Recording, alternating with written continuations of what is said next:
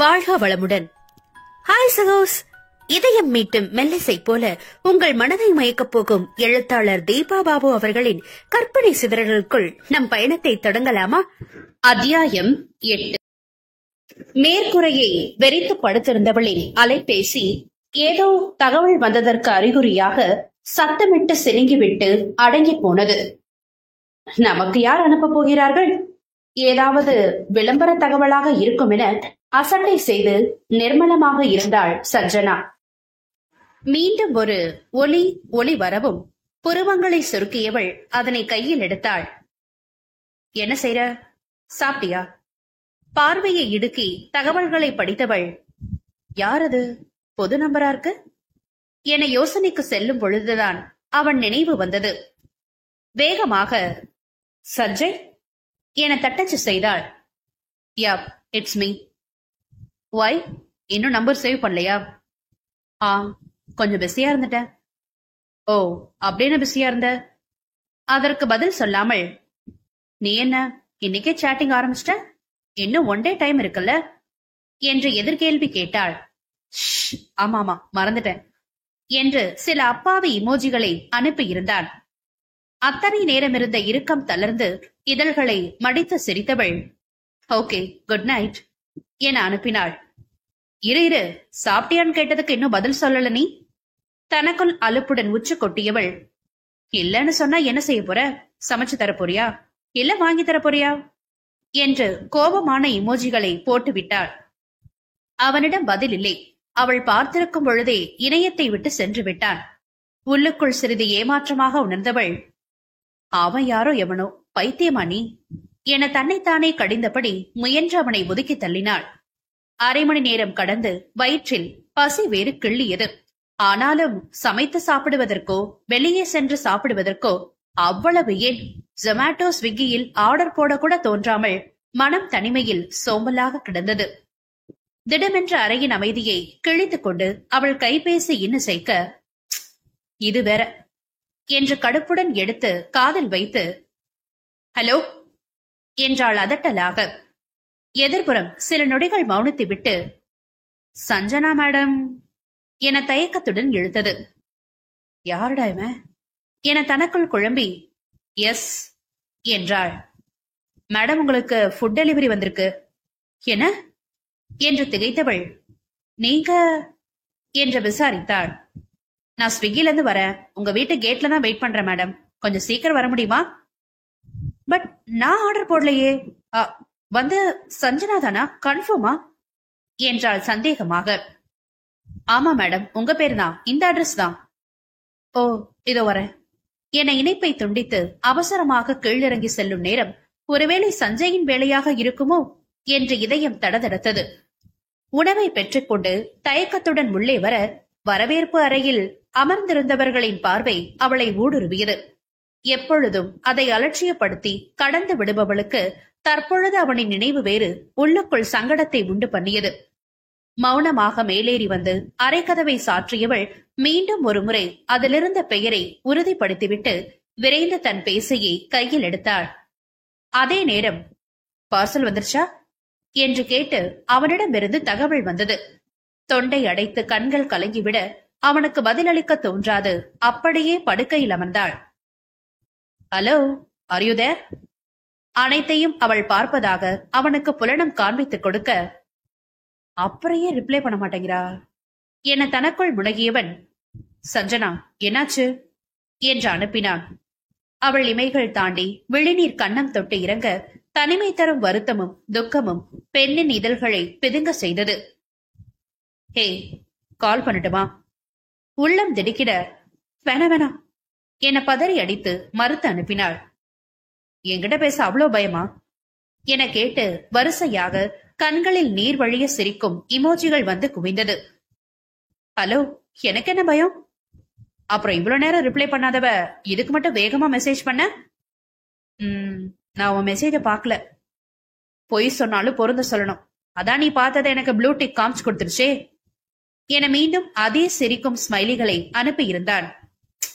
போயா என வாய்விட்டு அழுத்தவள், ஆமா, எதுக்கு இப்படி ஒரு வேலை பண்ண நீ? என சிவப்பு இமோஜிகளை காட்டமாக அனுப்பினாள். ஏன், நான் என்ன பண்ண? அப்படியே ஒண்ணுமே தெரியாது. நிஜமா தெரியாது. மை ஃபர்ஸ்ட் கேர்ள் ஃபிரெண்ட் நீதான். இதமாக உணர்ந்தவள், எதுக்கு ஃபுட் ஆர்டர் பண்ண என்று உதடுகளை கோணித்து அனுப்பினாள். ஃபுட் எதுக்கு ஆர்டர் பண்ணுவாங்க, சாப்பிடத்தான். ஹூப்ஸ், நீ முதல்ல சாப்பிடு, நான் அவரை டிஸ்டர்ப் பண்றேன், பாய். ஹலோ ஹலோ, ஒரு நிமிஷம். என்ன சொல்லு. நான் உன்கிட்ட கேட்கவே இல்லையே, எதுக்கு ஆர்டர் பண்ண என்றாள் மீண்டும். கேட்கணுமா, உன் பதிலே காட்டி கொடுத்துருச்சு.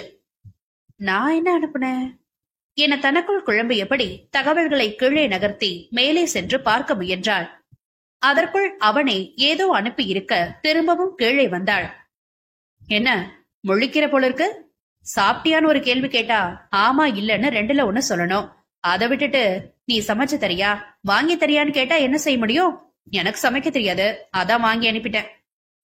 அப்படியே சமைக்க தெரிஞ்சாலும் இங்க வந்து சமைச்சு கொடுத்திருக்க போறான், பேச்ச பாரு என இதழ்களை சுழித்து ரசித்து சிரித்தவள், சாரி, நீ இப்படி ஒரு வேலை செய்வேன்னு சுத்தமா எக்ஸ்பெக்ட் பண்ணல.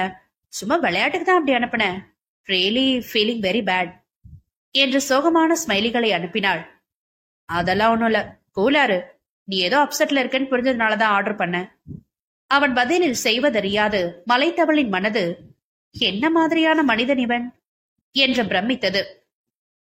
நான் வாய் விட்டு ஒரு வார்த்தை சொல்லல, என் முகத்தையும் அவன் நேர்ல பாக்கல. ஆனா எப்படி அந்த ஒத்த வரியில என்னோட உணர்வுகளை சரியா புரிஞ்சு செயல்பட்டான்? இத்தனைக்கும் முன்ன பின்ன எனக்கு முற்றிலும் அறிமுகமே இல்லாத புது மனிதன். ஓகே சஞ்சனா, நீ சாப்பிடு, டேக் கேர், பாய் என வெளியேறியவன் சட்டென்று மீண்டும் வந்து, சாரி, உன்னோட ஃபேவரட் ஃபுட் பத்தி எனக்கு ஒண்ணுமே தெரியல. சோ காமனா பீட்சா அண்ட் ஃப்ரைட் ரைஸ் ஒன்னு ஆர்டர் போட்ட. பிடிக்குமா பிடிக்காதான் தெரியல, கொஞ்சம் அட்ஜஸ்ட் பண்ணி சாப்பிடு என்று புன்னகைத்து அனுப்பி இருந்தான்.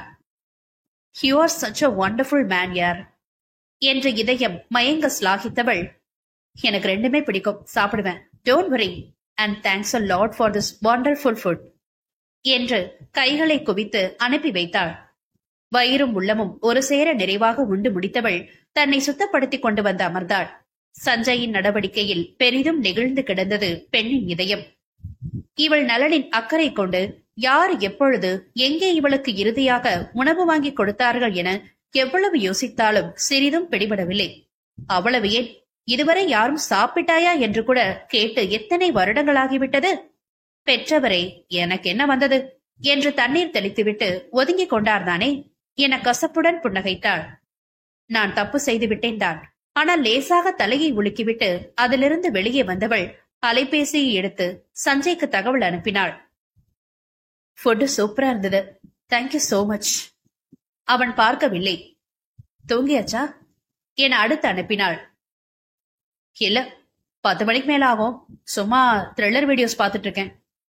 ஓ, அப்ப கால் பண்ணலாமா? அடுத்த நொடி அவன் அழைத்துக் கொண்டிருக்க இவள் முகம் புன்னகையில் விரிந்தது. எதிலும் எப்பொழுதும் பாசாங்கு பார்க்காத மனிதன் என மெச்சிக் கொண்டது பெண்ணின் இதயம். இணைப்பை ஏற்று இவள் மௌனமாக இருக்க, என்ன சத்தத்தையே காணோம் என்றான் கேலியாக. பேசாம கூட சத்தம் வருமா என்ன? அப்ப பேசு. மெல்ல முருவளித்தவள், என்ன பேசன்னு தெரியல என்று உதட்டை பிதுக்கினாள். சரி, அப்ப நான் பேசுறேன், நீ பதில் சொல்லு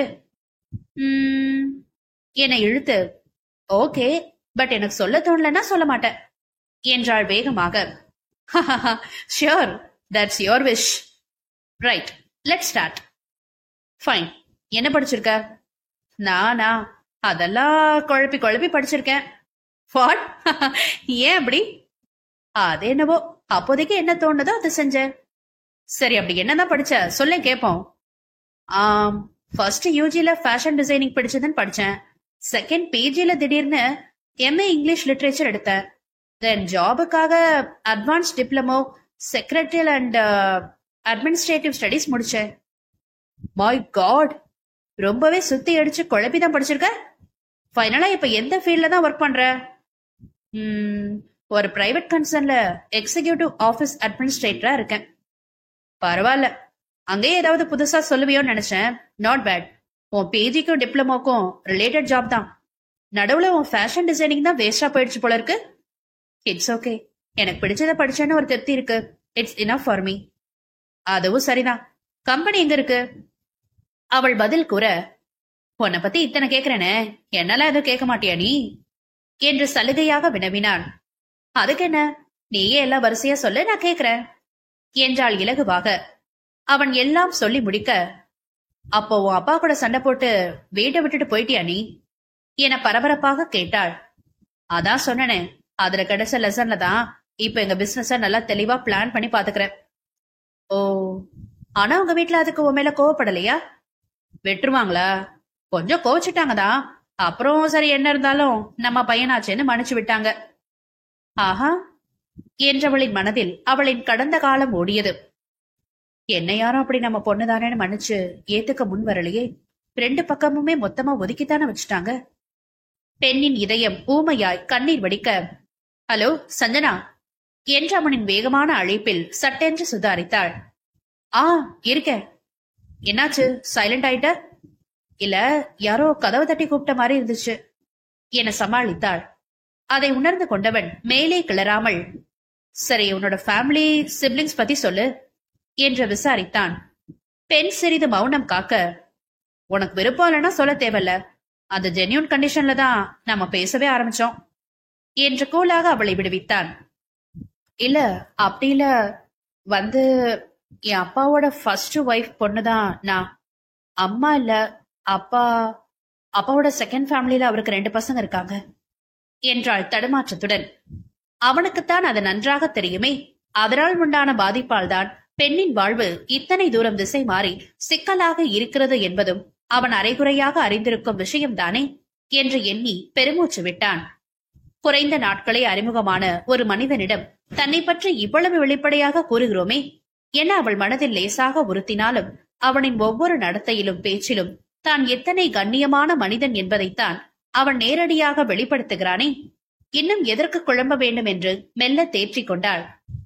அதற்கு ஏற்ப அவனும், கேட்கவே மறந்துட்ட பாரு, உன் கார் கீக்கு பேட்டரி மாத்தினியா இல்லையா நீ என்று வேகமாக வினவினான். அதுக்கு என்ன இப்ப அவசரம், மூடுல, பொறுமையா மாத்திக்கலாம். எது, ஒரு பேட்டரி சேஞ்ச் பண்றதுக்கு என்ன மூடு வேணும் உனக்கு?